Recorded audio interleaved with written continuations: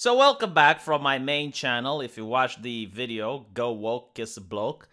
I personally think it's an amazing video. You should watch it if you haven't. But I think this is also very interesting because right now, you look at the people who work in Hollywood and the people that work in entertainment, and they're creating what appears to be a hive mind. It's like an alien entity where everyone is thinking the same thoughts. It's so bizarre, isn't it? I mean, you ask one actor what he thinks about politics, and then you ask another actor, and you will see it's literally the same things. Very little deviance from it. And what are the chances of having 1,000 people in a room that you hire based on talent, and literally all of them have the exact same opinions about guns, the same opinions about abortions, the same opinions about any other important political topic? But when you look at the nation, when you look at the diversity, the political diversity of the nation, it's not represented, right? So it's very interesting because what this tells me is that Hollywood owns these people. If you work for an entertainment company, if you work for Hollywood, they own you. They don't just own your labor for as long as you're there and you do your job. No, they own your opinions, your mind. You are not an individual anymore. You are part of a collective owned by whomever is in charge of these corporations. Very interesting that left-leaning people love this, by the way.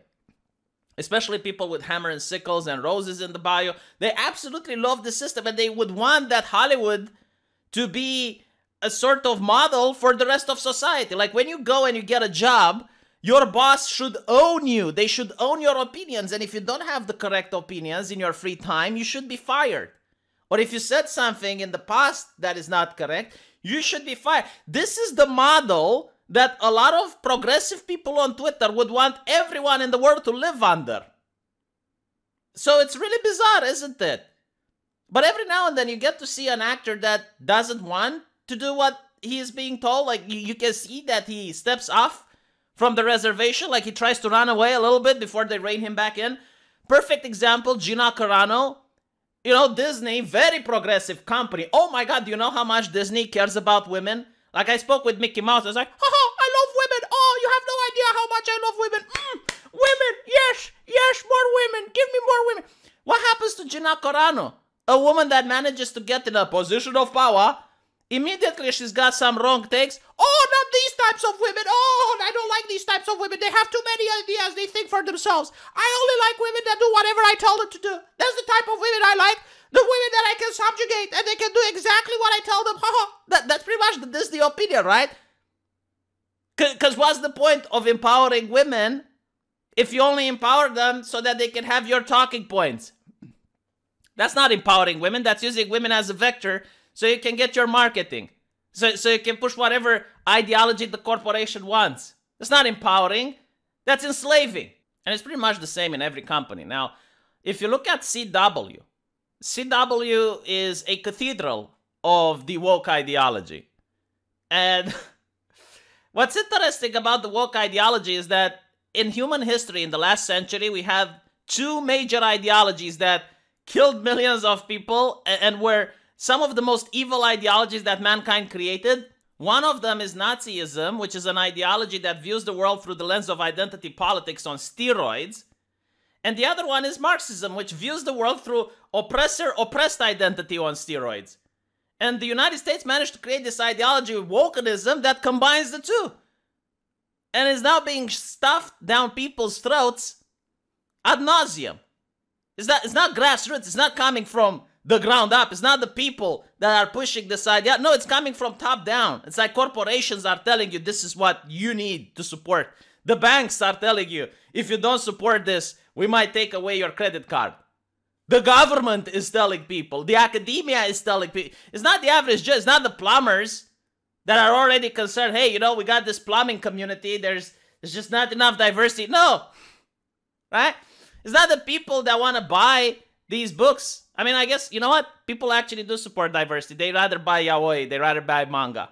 And it's pretty much of this. So yeah, you know, I take it back. No, I think like the customer does support diversity. They buy Japanese products. But where am I going with this, right?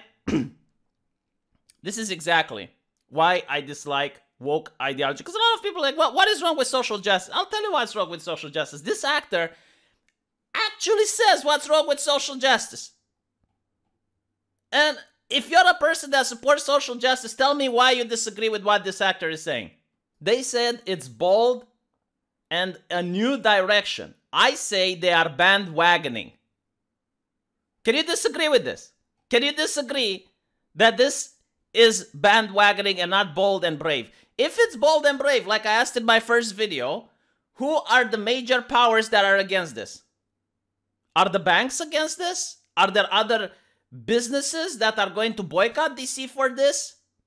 Are there politicians that are trying to shut down DC Comics because of this? Are there groups of outraged people outside of DC Comics trying to stop them from doing this comic? The answer is no.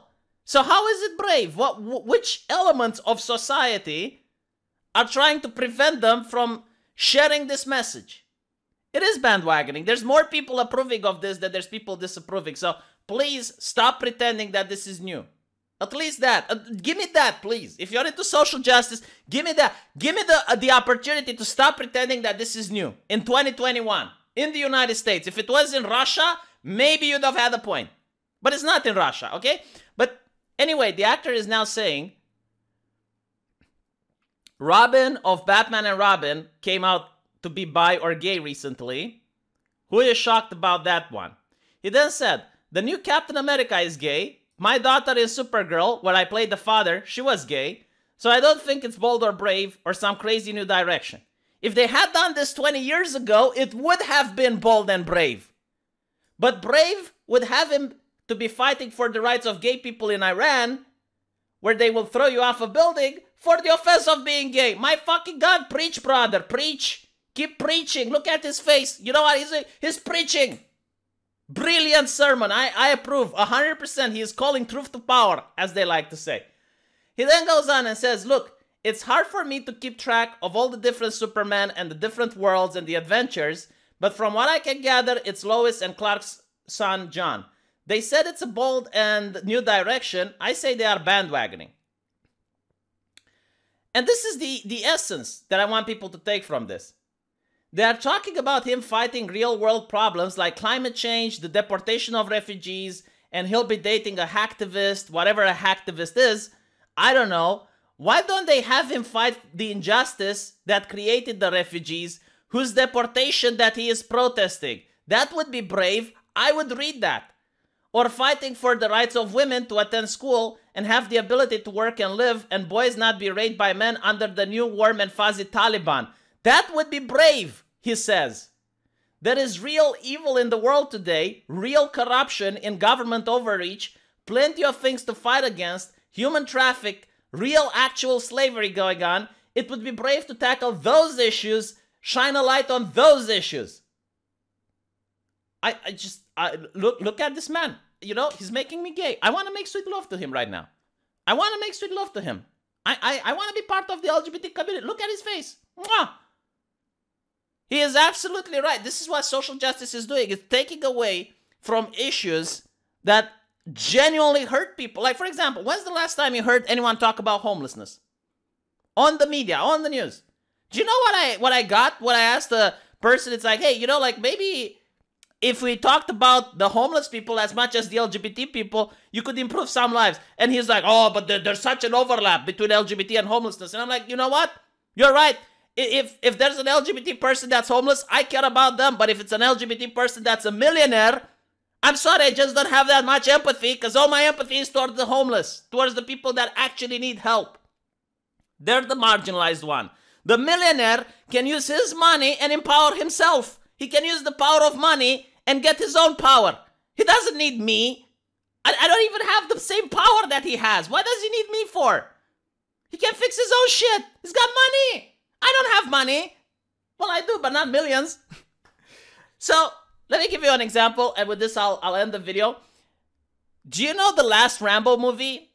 A lot of people hated it. I absolutely loved it, and I'll tell you why. When I was at law school, we actually learned about how gruesome it is for women who have been kidnapped and been sold into sex slavery, and how the criminals break them. They literally break human beings in order to get them to do the job that they're forcing them to do, right? Because I understand sex work is real work, so... But it's just the worst. I mean, you can't believe a human being can do something like that to another human when you read these things.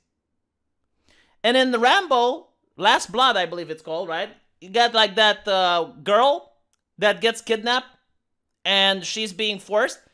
Man, when watching that movie, I can tell you they actually studied how it's being done. Like, there was a group of people who worked at that movie who looked at how they do it in real life, how the gangs do it in real life, and they took that knowledge and they created that script. It was visceral.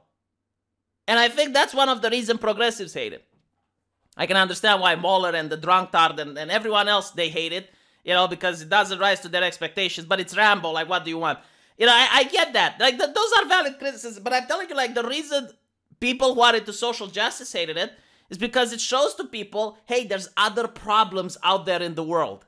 Okay, like, you are a baizuo that's focusing on first world problems. Like, you're only focusing on stuff that rich people care. But there are poor people out there who are in genuine need, and something could be done to help them if you only look down. You keep looking up, and you keep looking left and right, but you're not looking down. The people down, they might genuinely need compassion, and they might actually need some help. So, for example, instead of focusing about the refugees getting deported, why don't you focus on the reason that the refugees are running away in the first place? Who talks about it? I can tell you, I'm in Romania. People run away from Romania. No one's asking me why. No one cares. Let me know what you guys think. I'll see you in the comment section. Take care.